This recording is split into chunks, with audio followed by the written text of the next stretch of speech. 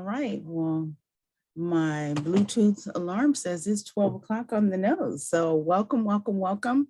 I just dropped in the chat and I'll copy it again for those of you who are just joining us. If you will take a moment to say hello and introduce yourself in the chat, name, your name, agency, and share what city or state you are in. And if you want to message me privately and share your email with me, you can. Otherwise, I'll track you down in the app later. So good afternoon and welcome, welcome, welcome. My name is Teresa Reed and I will be your cruise director for the next 59 minutes. So welcome, welcome. So let's get started. I've got lots of stuff prepared for you in our PowerPoint. So I'm going to share my screen. Oh, before I do that, you have the option. I know right now I'm spotlighted, but you have the option to change the view within your personal Zoom. And you can go, I believe, up to the right-hand corner and change your view if you want to do gallery view to be able to see participants. I like to see faces. So if you all would like to show your face on screen, thank you. Arcaz, am I saying it right? Arcaz, yes. Arcaz, okay, welcome, welcome, welcome. I like to see faces. I know we've gotten so accustomed, there's pros and cons to this virtual environment, right? And so sometimes we get a little burned out. And then we also try and multitask. And so we're really losing our human interaction. So one day we'll get back to our new normal and we actually do these live and connect and join each other. So, but I think it gives us an opportunity to attend spaces that we maybe wouldn't have otherwise given the new climate we have going on. So again, welcome, welcome, welcome. Good afternoon to everyone. Just dropped a note to introduce yourself and say hello. Because if I have you all on mute and do this, that would be our hour, just saying hello and introducing ourselves. So, but I like to know who's in the room. I like to know what agencies you're with, who I'm speaking to. I can tailor some of my comments and ad libs to who's in the house. So lots of Californians in the house. Thank you, Lori. Got that. Oh, Missouri. Okay. Cool. Oh, San Diego, one of my favorite places to be. All right. All right. Well, I am actually in Pasadena, California. And so welcome, welcome, welcome. And thank you for selecting to spend your session with me. And it's, such a small world. So I don't know, this isn't my first time at the conference, but some of you may have sat through my workshop before. And that's always the truest compliment, to be asked to return or for someone to say, hey, I know I sat through this before, but I have some new material. So if you did sit through my workshop before, I have really shifted the way I've been approaching this idea of trauma. And I share with people, I wasn't given a middle name at birth, so there's not one on my birth certificate, but I now have adopted the middle name of trauma. I've done lots of research on it. I actually have some books. We're going to talk about that in a moment. A book series called It's Not Drama, It's Trauma. And as a former foster youth, that was a part of my therapeutic healing process. Therapy wasn't required back in dinosaur days. That's what I tell the kids, and they always like, dinosaur days. Yeah, that was a long time ago. But back in the 80s, when I was in foster care, therapy wasn't required, probably should have been. And so as I got older and really realized how much my life was impacted from being in foster care, reframing and rethinking and reliving my story, and then also trying to make this concept of trauma non-clinical. So our everyday lives, we're not clinicians. I'm not clinician by trade, but a lot of times the idea of trauma and being trauma informed is a clinical kind of thing, but it's not when you're living with it on the day-to-day. Clinical is not in the adjectives and definitely not something you want to think about because we are humans first. And so as I was on the journey of healing and understanding why I was doing things in my later years, in my 30s and 40s, it was a part of my healing process to, particularly with interpersonal relationships. And I had decided, I don't want to be old and alone. And I didn't want to be a cat lady because I don't like cats. So I was like, okay, I'm gonna need to do something a little bit different for this future, this future outlook. So this was part of my process and really making sense of why things either triggered me or I did things that it was easy to push folks away. Oh, okay. You don't really agree with it. You know what? Let's just end this now because I know how it's going to end up anyway. So let's just save both of us some time. And so I was not taught to have disagreements, and you can still get along.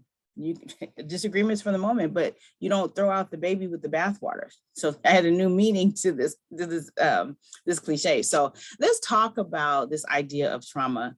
And so I've been really spending a lot of time in the last year or two looking at, well, I actually have a new term for it because I started looking at it while I was working on my doctorate and trying to decide on dissertation, which, yeah, I'm not done with all of that yet.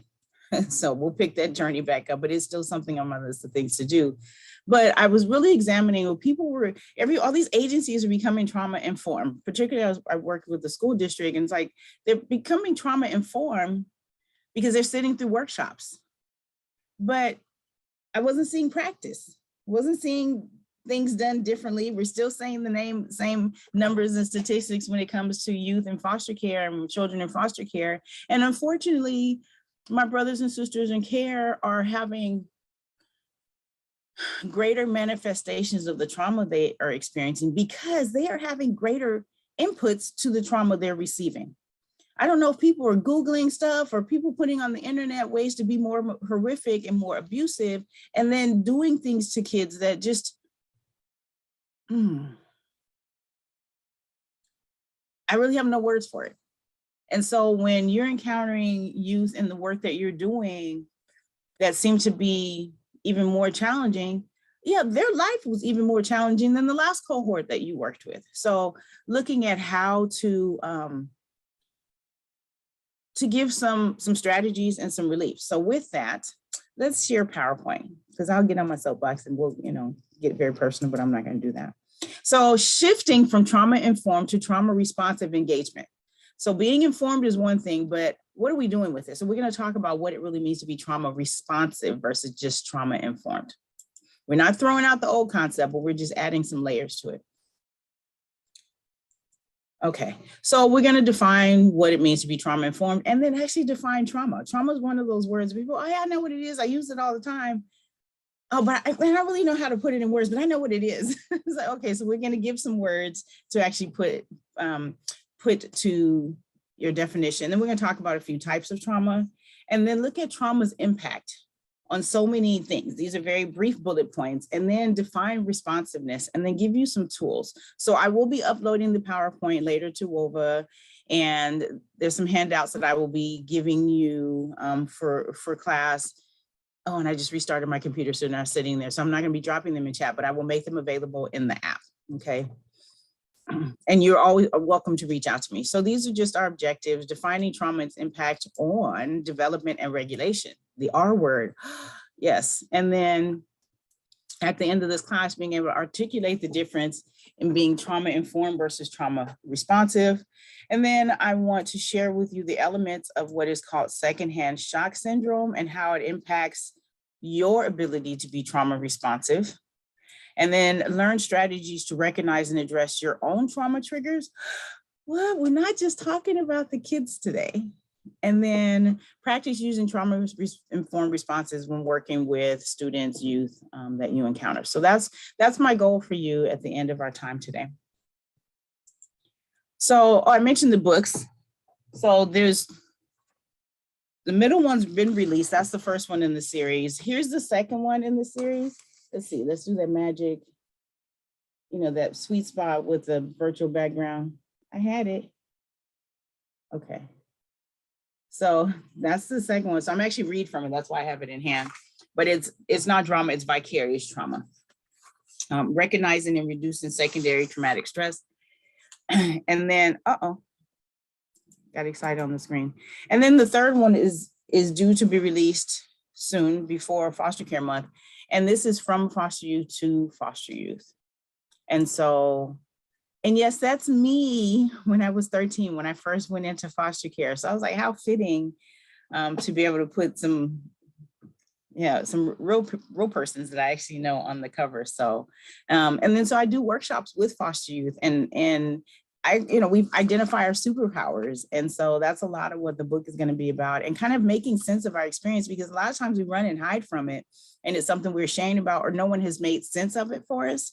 And so I'm trying to help my brothers and sisters so they don't have to wait until they're 40 to start making sense of, and lots of losses in between, right? There's lots of things that I've lost on the way that I could have minimized the loss had I been more aware of what was going on with me. So that's a little bit of who I am. So with that, I want to start with, we're going to take a breath. So sometimes in all the work that you're doing, all you have time to do is breathe. You don't have time to go do a yoga class, take a long walk, get a sip of something that makes you feel a little bit better. Sometimes to reclaim your space, all you have time to do is breathe. So I just want you to take a moment and breathe in your nose and out your mouth, and feel your lungs fill up. So while you're taking some cleansing breaths, I want to take a moment to say thank you and actually read a letter that's part of the dedications in this particular book. So It's Not Drama, It's Vicarious Trauma is dedicated to the champions who work with, support, or care for those who have experienced trauma. Dear champion, that's you. You have survived the last 3 years. We're going to say this was originally written in 2020, but you have survived, different names for it. We're still in the pandemic phase. We're not over it, but you've survived it with grace and humility. Thank you for having the heart to help others. You may be a therapist, a counselor, a mental health provider, a social worker, a medical provider, a teacher, an advocate, principal, or even a caregiver. And so my apologies if I missed listing anyone specifically. That was not my intent. But whatever role you play, this book and this workshop is dedicated to you for the tireless efforts you expend to support those who are the most vulnerable because of their traumatic past. To provide the level of care needed, I am aware that you give of yourself and you take on a little bit of their stories and experiences with each interaction. However, as you do this and take on these pieces and empathize, it can cause you to experience signs and symptoms of trauma yourself. I hope you find this book and the workshop illuminating to know that someone acknowledges the work that you do takes strength and character. I also hope that it provides strategies that are comforting so you can continue to do the work that you've been so passionate about. I applaud you for implementing trauma-informed principles with those you are caring for. I encourage you also to be mindful and practice being trauma-informed with yourself. This includes taking care of yourself first and regularly. So some people, self-care, what is that? That was your new definition of self-care. So a special shout out and heart to you all. Where's my reactions? I always like to be able to, here it is. A special heart and shout out to you all for the work that you're doing, and you just keep jumping back in it day after day. So let's talk about what you're doing and give some strategies. So thank you for that. All right, so what does it really mean to be trauma-informed? So the basic definition, it means to consider the potential for exposure to trauma and being sensitive at initial approach to create an environment that is emotionally, physically, and psychologically safe. So when you say there, first impression, you don't get a second chance to make a first impression. For the youth that you're working with, you don't get a chance to have a do-over and make that first impression. So from that first impression, that initial contact, and that initial contact could be when you make the phone call to set an appointment. Your first contact isn't when you're having your first intake, first class, first meeting. Your initial approach is how you make that phone call when you're trying to set an appointment, or the tone and how you send that email, the flyer when you're reaching out. That is part of the initial approach. And so it's not enough just to say there's a physical safe space, but looking at the emotional and psychological safety for someone who has experienced trauma. So let's break down and define this thing called trauma. What is it really? So it's layered. It's complicated. And this is not Facebook status, but it's complicated. And so I see trauma as a disruption in your perceived reality. Well, what do you mean by that, Teresa? Great question. Disruption in your perceived reality. Here's an example.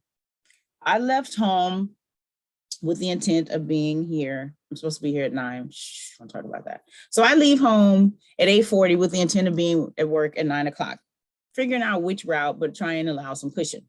That is my perceived reality. It's going to take me 15 to 20 minutes, get to the parking lot, be at my desk. I get in the car, the route that I decided to take based on GPS, and I encounter and get into a car accident. Now, my perceived reality of being at work at 9 o'clock has now been disrupted.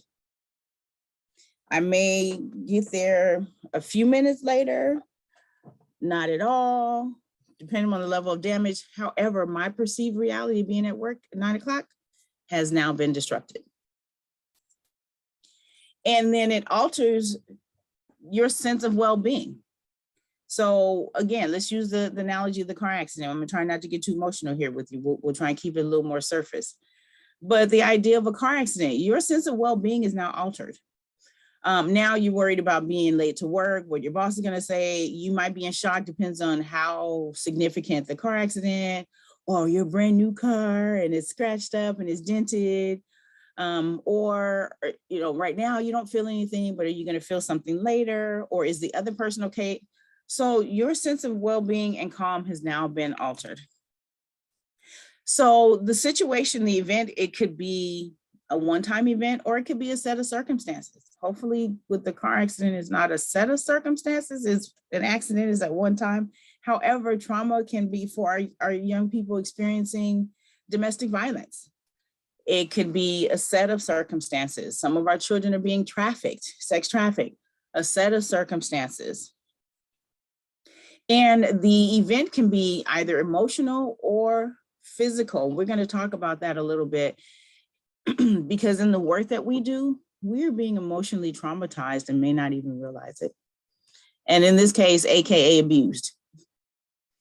Physical abuse and trauma is pretty straightforward, easy to recognize. The emotional, not always.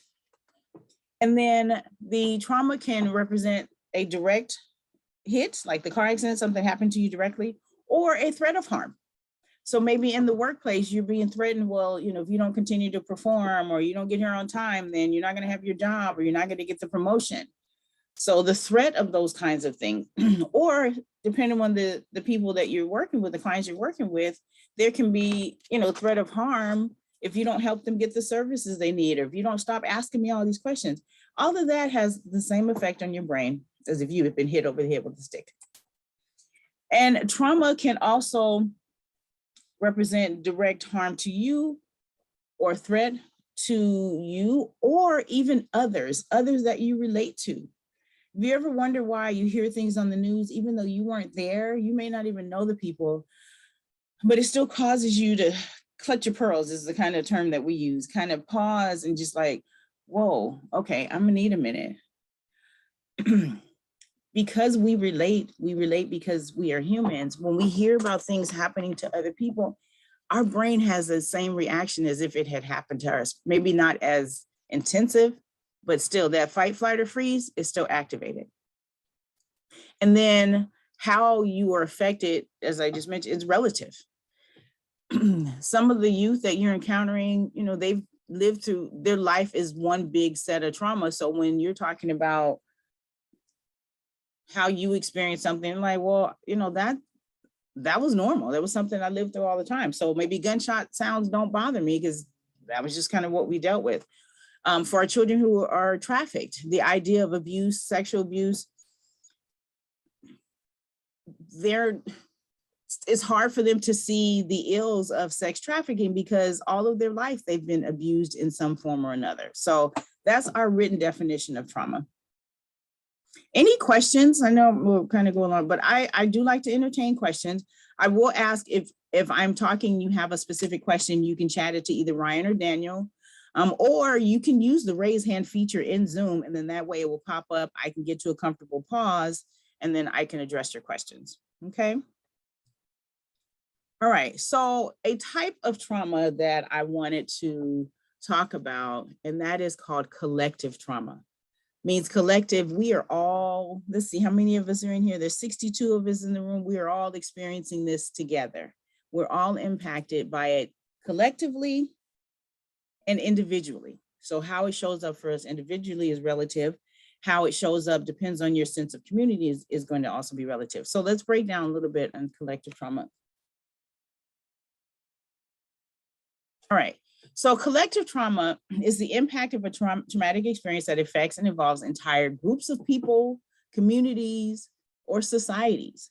All of us attending this conference, we are all a part of the same community, or you could even say society. Excuse me. So what we've been experiencing since March, knowingly since March 2020, we have all experienced that collectively. That's just an example. Other things about collective trauma, not only can it bring distress and negative consequences to the individual, but it can also change the entire fabric of a community. The entire fabric of a community. So where there may be isolation, again, foster care for our students in foster care, it has changed. You have social workers still working remote. So there's changes in the community. Our young people who were accustomed to having family visits have not been able to have that. And some haven't really been completely restored. And even more so for our young people in foster care who have already been dealing with a lot of trauma, rejection, and isolation. Man, the pandemic just really took some folks over the edge and in a tailspin and just exacerbated and re-traumatized. And some of us haven't recovered from that. And so collective trauma can impact relationships, alter policies and governmental procedures or processes, and alter the way the society functions and even change its social norms. I put the picture of from 9/11, and one major change, there's a lot, but one that has affected everyone globally is travel. I remember the first time I traveled after 9/11, not knowing about the 311. So I had gone out and was all excited, had stocked up my supply. I was looking around my desk, my supply of my Victoria's Secret lotions and bath stuff. And so I had the whole bottle since I used to be able to travel with it before, brand new bottles. They were like, you can't take those. You can either go and, pack them and mail them back home or throw them away. It's not like water where I can sit and drink it all right before you pass through. And so I was like, what? That's $50 worth of stuff and I got to do what with it? And so a change behind a collective trauma. And so I want to kind of touch on that a little bit as we go through the rest of the PowerPoint. So in the chat, share with me, and I'm sorry I put some of mine up here, but what are new policies that are in place now that you are experiencing, whether it's at work, particularly in the work that you're doing with you? Share with me in the chat, or if anybody wants to raise their hand, and I like voices, you can talk to me. What are some policies that are now in place given the changes, the collective trauma we've all are still experiencing? Virtual classes, yes. So virtual classes, conferences, yes. What are some other policies or changes that are in place?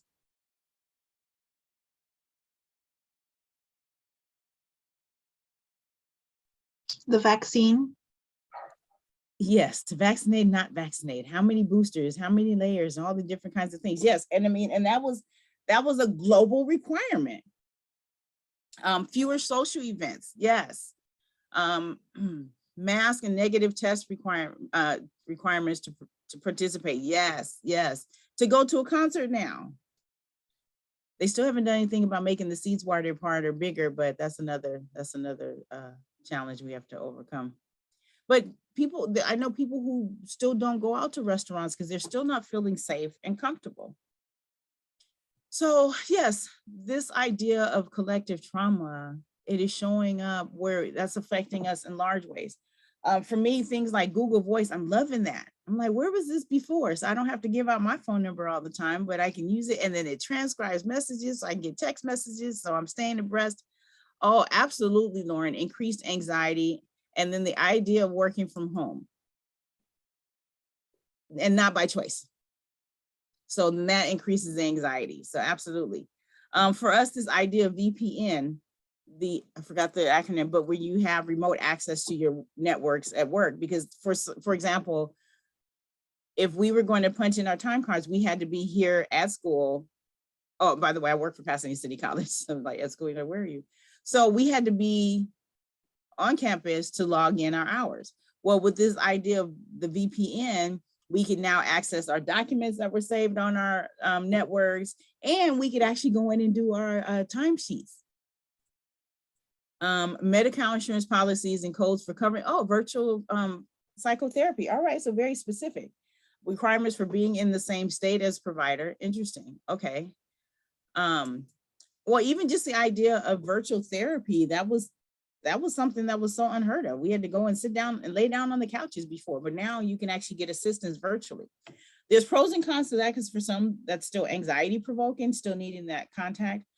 Hybrid schedules. I don't know who to advocate for us at work to be able to do hybrid. We are fully in person and on grounds.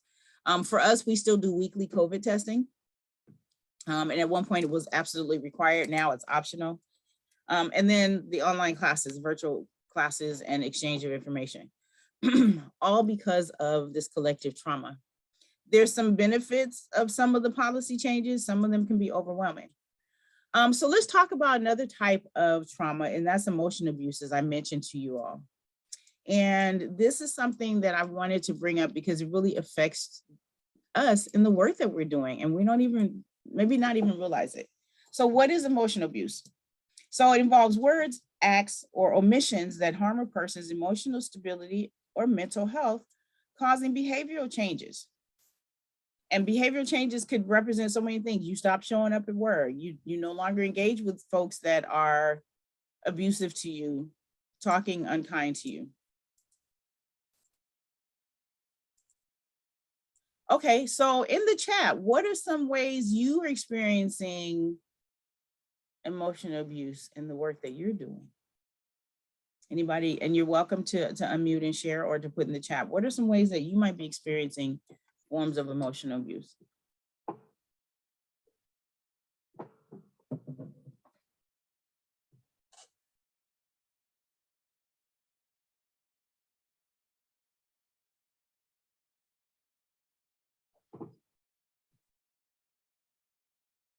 And as you all are typing, some things with the clients that you're working with, the unkind words, even though you know you're trying to be helpful, but you might be digging a little deep. What else? In the workplace, maybe being forced to continue to work remotely, and your space isn't set up for that. Or maybe you've gotten accustomed to working remotely and you're protesting that you got to go back into the office, and your supervisor's not understanding, not offering the remote access or the hybrid. Gaslighting, yeah, that seems to be happening a lot more lately. And then not acknowledging when there's real harassment. So one, not acknowledging this idea of emotional abuse, and then you're feeling even more isolated. Unrealistic expectations about volume of work. I don't know why they think just because we're at home, we're supposed to be producing more work than we were in the office.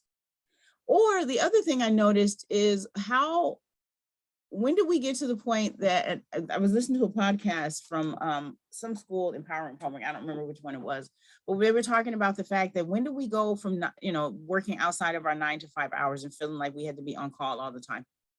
Just because you now have access to everything, shut it off. Shut it off. Say no. Taking away perks and privileges. Threats, you put it out there, take it back, or sometimes people will carry those things over you with having no intent of ever exercising it.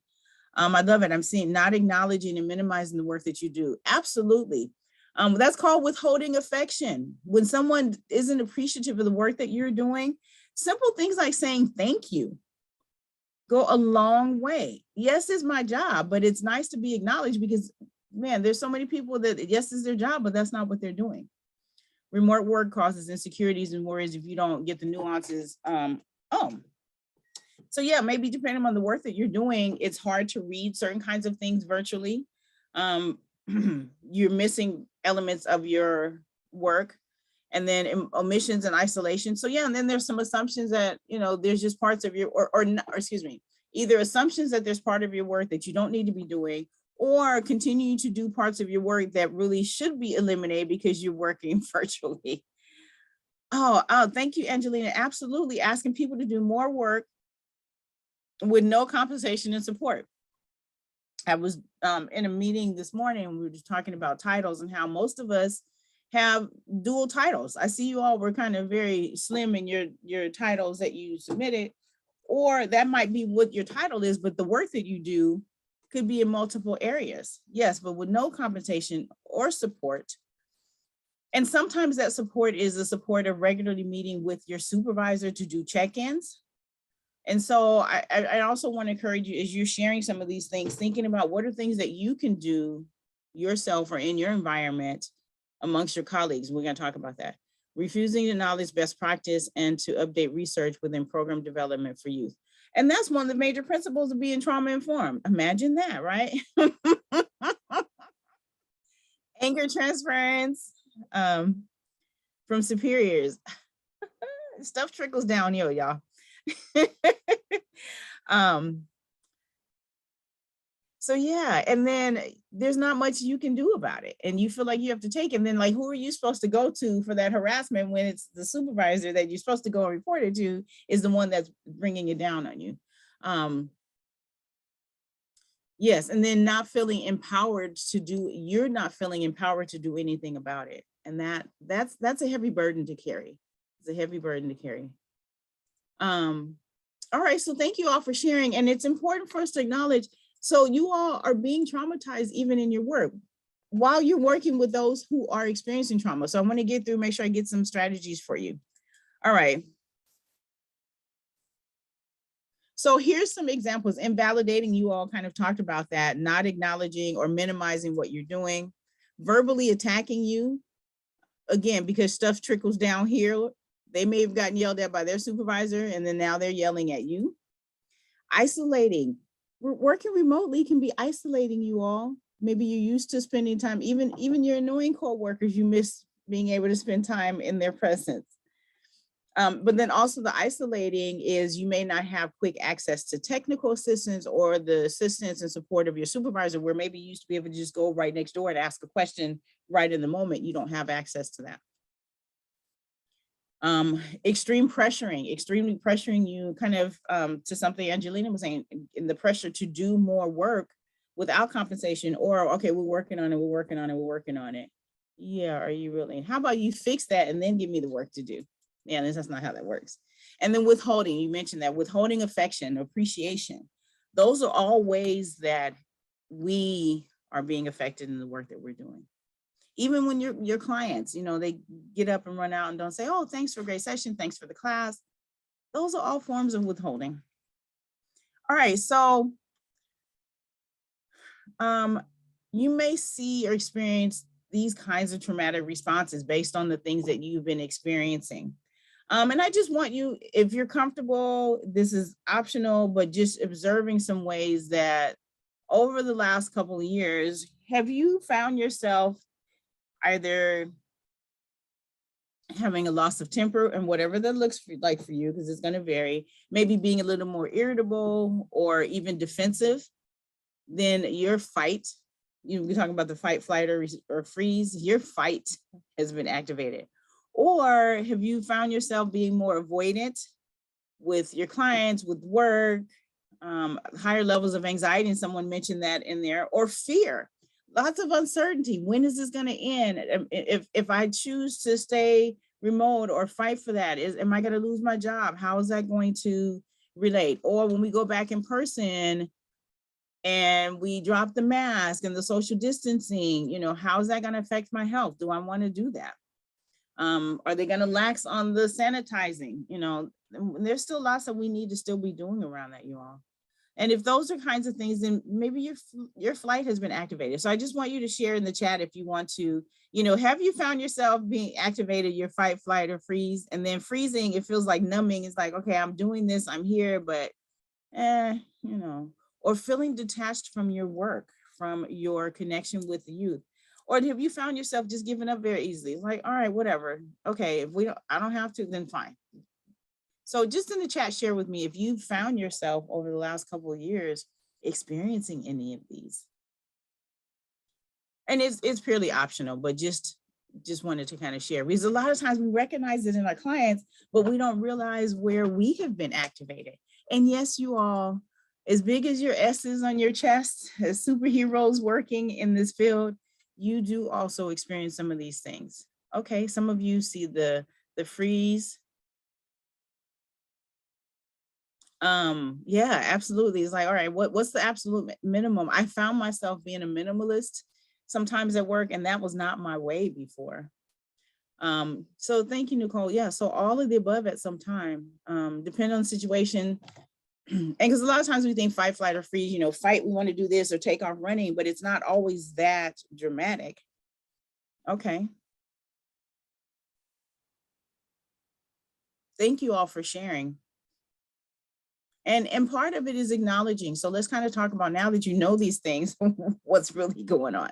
So when we experience these things over a prolonged period, it could lead to what is called secondhand shock syndrome, which is, some of these you're familiar with it, but it's really the first three: compassion fatigue, secondary traumatic stress, and vicarious trauma, because now that's a section of the DSM. So it is possible that you could experience all three of these.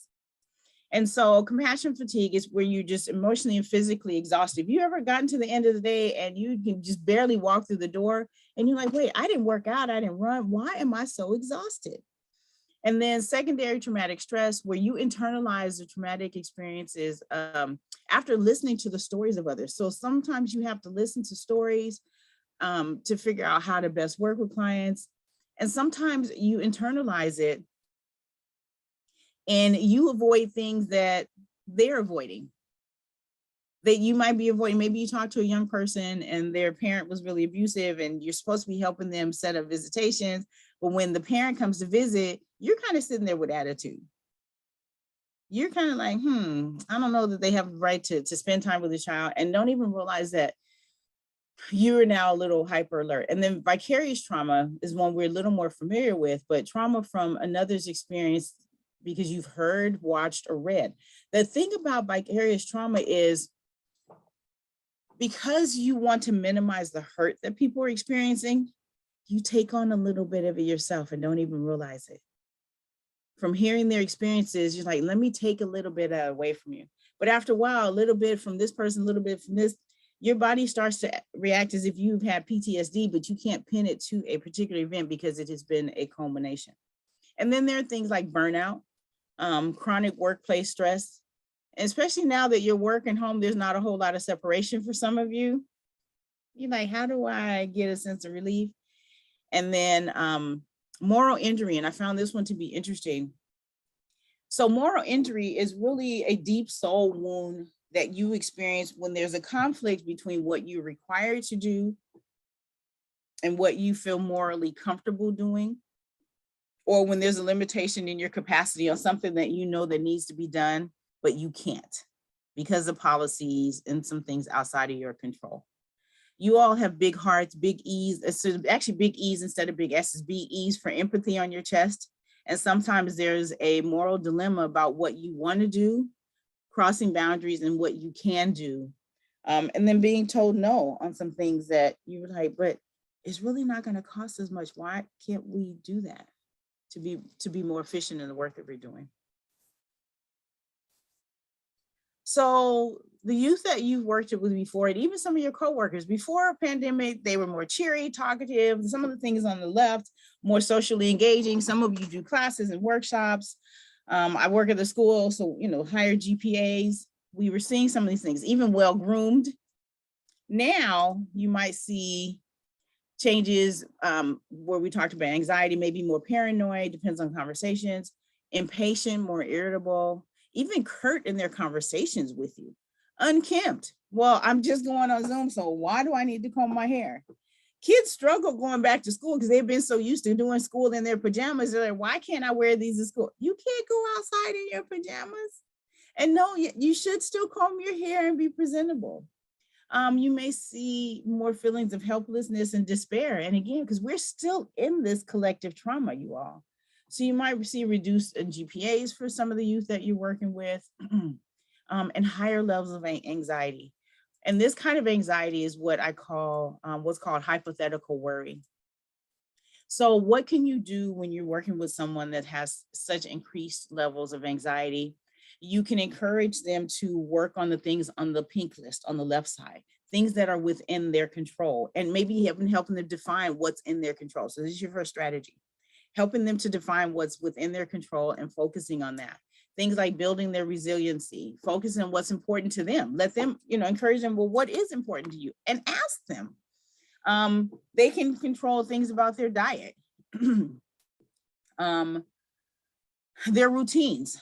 There's been some changes, but by asking them to take a look at what are things in your routine that you can control. They have control of seeking and offering support. And for you all offering support, you should be putting curfews on your time that you're offering support. That's a part of your self-care. None of this, I'm available whenever you need me 24/7. No, put a curfew on it. They have control over cultivating connections. It may look different. Speaking of connections, I have a brother that lives on the other side of Bakersfield, so I hadn't seen him for a couple of years, and he video chatted me through FaceTime. I was like, wow, why didn't we think of doing this before? And so it was so cool to see him because I hadn't seen him in a while. You have control over eating well, exercising, movement. And then now the sleep and the relaxing can be a little bit challenging, but there's still ways they can have control, and encourage them to find what works for them. And then acknowledging the things that are outside of their control. And you don't have to provide answers, but, is it safe to go back in person, back in the buildings? You can't answer that, but you can let them know, well, here's parts that you can do. You continue to be hygienic and wear your mask. If you have the option of in person or not in person, exercise your option. You can't control feeling distant or left out. It doesn't feel good, and it may come, but a lot of times that's perception. But here, how do you know what I'm doing behind my mask? You don't. Am I smiling? Am I frowning? Unless I do like Tyra Banks smiles, with the eyes from America's Top Model, it can feel distancing. And then sometimes you can't hear people, but that's not something that you can necessarily control. Vaccinations, yeah. You have options on that, but it's not going to just go away. New strands of the virus. If I read one more article about something new that's popped up with some new derivative or name, boy, it can be overwhelming. Other people's health, you cannot control that. You can try and control your own and your exposure, but people are having health issues even before the pandemic. Well, there's always been the cold and flu season. The news, you can't control that, but you can control your consumption of it. And maybe stop setting up things for automatic feed. You can't control aging. That's a part of the birth process. It's going to happen. You can control like how old you look and taking care of yourself, but there's things outside of our control that we worry about. And so comforting the people that you're working with, and here's some things that are outside of your control. They might be worrying you, but recognize and put them in this box because you can't stop it or fix it. And then schools opening or closing. It's outside your control. Yes, it's nerve-wracking, but it's not something that we can control individually. And so when we're experiencing traumatic events, and the youth that you're working with, trauma it impacts your ability to regulate your emotions. So dysregulation occurs when the brain responds to sensory input in a manner that triggers that fight, flight, or freeze, or fawn response. That is what dysregulation is. And it can be for a short time, but you're working with young people who've been in foster care, so they've been dysregulated for a long time. or someone's not helping them to work on that regulation. And so when you're dysregulated, even for us, think about when you're dysregulated and you seem to be more sensitive to things. Well, somebody yelled at you before. Well, you know, that's par for the course, but why is it so heavy for you now? Or someone misses an appointment or shows up late. Why does it bother you now when it maybe didn't before? Because sometimes we're dysregulated. We've had losses. We are getting emotionally abused in the workplace, being invalidated, lit. So all of these things also are showing up and affecting us. Not just, and again, it's easier to recognize it in the clients. So when you're dysregulated, it's harder to listen, to comprehend, and to cope. That's with all of us. If you ever sat, maybe you're supposed to be doing intake or class or talking to someone, and you're like, I know I was just sitting here, but I don't remember anything we just talked about. And you try not to show that when, you know, because we get distracted too, you all. So part of working with our clients and recognizing when they're showing up this way, it's not them ignoring you. Stop taking it personal. They're not bored with your lesson, but when we're dysregulated, some of the things that we take for granted to be able to do without thinking about it, we're not able to do. So here are some tips.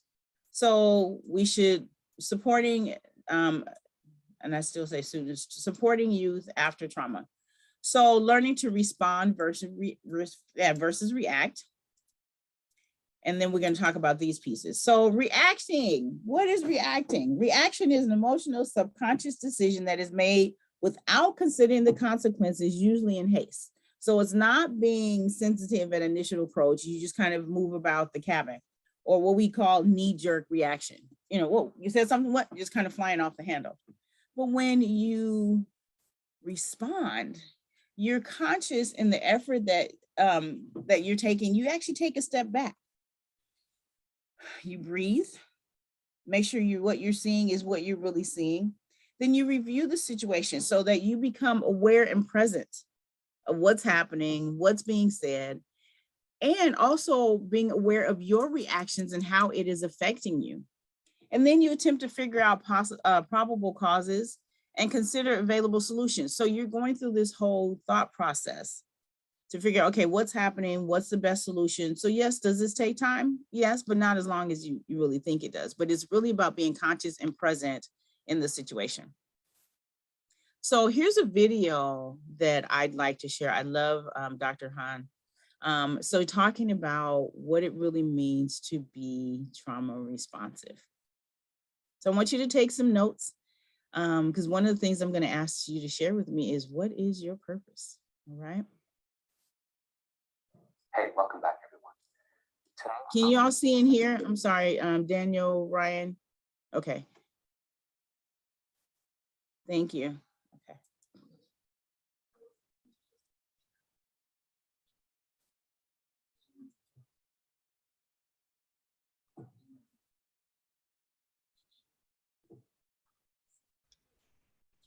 I feel like we lost the sound. Did we? Let's see. Yeah, I lost audio. Yeah, I did too. Okay, let's try it again. Takes to become a trauma-informed organization. How about now? And I think my answer is actually quite Do we have sound again? Yes. Yeah. It's working Okay. now. Yeah, thank you. different from what other people say, because I think other people focus on what actions should be taken, what needs assessments need to be done, or what services need to be put in place. And for me, I think that the most important thing is the moment when a person is about to become trauma reactive, and how well everyone else can handle that situation without becoming trauma reactive themselves. Because what I've learned from doing interviews of offenders or students or anyone who uses these trauma-informed organizations is that the most important thing that makes or breaks a person's day is actually the moment-to-moment interactions with people. And people as random as like the lunch lady in the cafeteria who will give you a full serving of food or not, just based on whether or not they like you and how they feel that day. or whether or not a safety officer will use excessive discipline just because they're frustrated with you. Those little moment-to-moment things are really what make people feel safe in an environment. And what I don't get is that the hospitality industry completely understands this. Every five-star hotel or five-star restaurant knows that service is the foundation upon which the whole experience rests. And so I really think that trauma-informed organizations need to take a hospitality mindset. And what hospitality means in a trauma-informed organization, I think, is that you're always being sensitive and attentive to the other person's needs and sensitive to their trauma reactiveness and the fact that you yourself can be trauma reactive and that you have to always guard against going into survival brain yourself, and to amp up as much as you can your ability to stay clear, to stay purpose-driven and goal-directed and emotionally attuned to the other people. Okay, so then the first step in learning how to do that is actually to understand what your own survival brain looks like. Now for me, I know that when I get into survival brain, if I'm going into the aggressive mode, then I think people are stupid, that they have bad intentions, that they don't mean well, that they're only doing things to hurt other people. And then whenever I go into the withdrawal phase, I just want to give up on a project, give up on the people, think that they're never going to change. So when I realize that I'm in that alarm state, the first thing I do is just to slow things down as much as possible. Because I know that my body's been activated and I have adrenaline rushing through me and I'm feeling intense feelings. And there's no way that I can just snap out of it. I have to let my emotions and my body cool down on its own. So I have to have a lot of patience for myself. I also try to scan my body and get grounded in it again. And I try to take some deep belly breaths and take control of my breathing again. And the other really important thing to do is that I try not to get mad at myself for getting into that alarm state. Because I know that my alarm has only been activated because something really important to me is going on, or because I feel like something that I really care about is being threatened. And then once I do that, I try to figure out what page I'm on. And PAGE is an acronym that I just made up that I think captures the essence of how to de-escalate from an alarm state.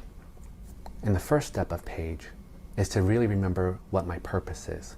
And by purpose, I mean my purpose in life, in the kind of life I want to live, and in the values that I uphold. And then I try to remember how this moment can be a moment when I'm trying to live my purpose in life.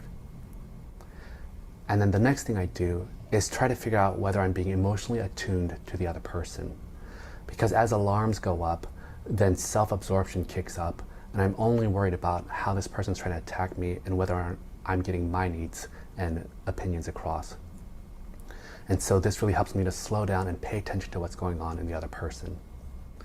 And the next thing I do is to ask, what is the goal or intention of our meeting, this interaction, or even this very moment or this conversational turn? And when you're in an alarm state, you forget what the goal is and all you care about is self-protection. But if you remember what your goal is, then that can help you to stay focused on what you really want to accomplish and what you want to say and do. And then finally, I ask myself, what am I really feeling? And oftentimes, the only things I can understand are the anger and frustration. So I have to dig a little deeper and ask, what is the hurt or the vulnerability that I'm feeling that I really don't want to express to the other person because I'm feeling threatened? And then I try to reorient my stance to express that hurt and vulnerability and feel confident that that's the only way that I'm ever going to get anything accomplished. And what I really want to say is that being in this clear, calm, purpose-driven state of mind is incredibly difficult, and it takes hundreds and hundreds of hours of practice. I think of it like being in great cardiovascular shape if you're an athlete, because you can learn a lot of techniques for being trauma-informed, and that's like learning the actual skills of your game. But to actually be able to execute all those techniques, you have to be in great physical shape. And to do that, you have to run miles and miles every day, and you have to keep training, and you can never let that cardiovascular endurance slide, or else your game just suffers.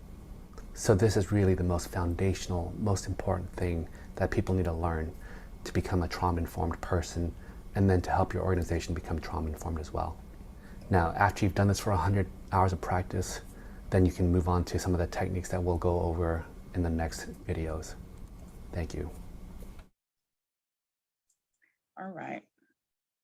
So what I'd like for you to do, I'm going to skip this one, is I'm not going to take you to Kahoot. That's going to take a few more minutes, but I want you to remember, what is your purpose? And share in the chat, what is your purpose? Why did you begin to do this work in the first place? Because as we listed ways that we are being abused, that can cause us to lose sight of why we really started doing this work. So if you're comfortable, share in the chat, what is your purpose? What was your purpose by getting into human services, working with those who've experienced trauma?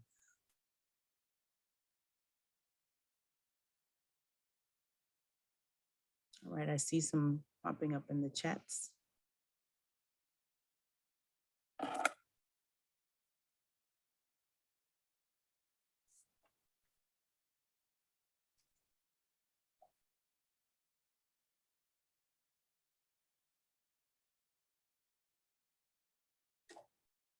To promote equity, all right, to help people. We have the right to experience safety and pleasure and health. And sometimes we forget that because we put others above ourselves. Empathetic listening and advocacy facilitate hope and possible change. Yes. Sometimes that's empowering for someone to know that there's options, because life can feel hopeless, especially if you've lived years and years with lots of abuse. To help children and families experience joy. I love it. Commitment to equitable, positive health for all, to level the playing field. And so keeping some of these things in mind, as you get knocked down a little bit, and to brush it off, remember, okay, this is why I'm staying the course. Remind folks that they deserve to enjoy life. I love it. Vulnerable people deserve advocacy. Yes, purpose, advocate for those in my community and a system that has thus far not recognized them. I love, love, love the purposes. I'm gonna have to borrow some of these. So with that, there's more, but I think that's our basic. I'm gonna stop here and not overload. But keeping in mind what your purpose is, that is the key. Well, I'm not here, stop sharing. That is the key to being more responsive. It starts with you. If you're at a place that you're dysregulated, you're not going to see the needs, you're not going to remember your purpose, so you're not going to seek out, oh, I said I wanted to advocate. So you might miss some opportunities because you're like, I'm tired of fighting because everybody's fighting against me. And so keeping your purpose in mind. So I will share the PowerPoint with you all and the link to the video. It's on YouTube, and I love this particular one. Oh, I'm sorry, in my last 2 minutes, I have to share the last video with you. Forgot about that one. Give me a second. So one of the things that to get us out of survival mode is some of the things we did, being much more mindful, calm, and taking the moment for silence is needed. But supporting each other, keeping an eye on each other, because we're all in this together and experiencing very similar things. Communicate when you're overwhelmed. Be trauma informed with yourself, you all. Have as much empathy for yourself. I know you're like, empathy, how can I be empathetic with myself?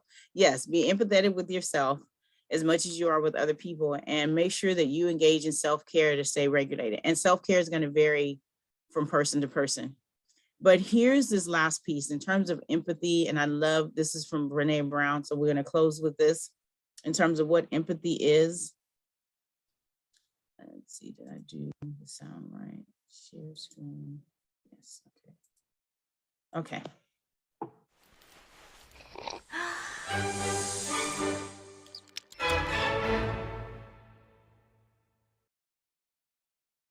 So what is empathy, and why is it very different than sympathy?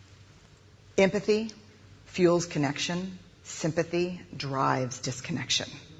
Empathy, it's very interesting. Teresa Wiseman is a nursing scholar who studied professions, very diverse professions where empathy is relevant, and came up with 4 qualities of empathy. Perspective taking, the ability to take the perspective of another person or recognize their perspective as their truth. Staying out of judgment, not easy when you enjoy it as much as most of us do. Recognizing emotion in other people and then communicating that. Empathy is feeling with people. And to me, I always think of empathy as this kind of sacred space when someone's kind of in a deep hole and they shout out from the bottom and they say, I'm stuck, it's dark, I'm overwhelmed. And then we look and we say, hey, you can climb down. I know what it's like down here, and you're not alone. Sympathy is, ooh, it's bad, no. You want a sandwich? Empathy is a choice, and it's a vulnerable choice, because in order to connect with you, I have to connect with something in myself that knows that feeling. Rarely, if ever, does an empathic response begin with "at least." Yeah. And we do it all the time. Because you know what? Someone just shared something with us that's incredibly painful, and we're trying to silver lining it. I don't think that's a verb, but I'm using it as one. We're trying to put the silver lining around it. So, I had a miscarriage. Oh, at least you know you can get pregnant. I think my marriage is falling apart. At least you have a marriage. John's getting kicked out of school. At least Sarah is an A student.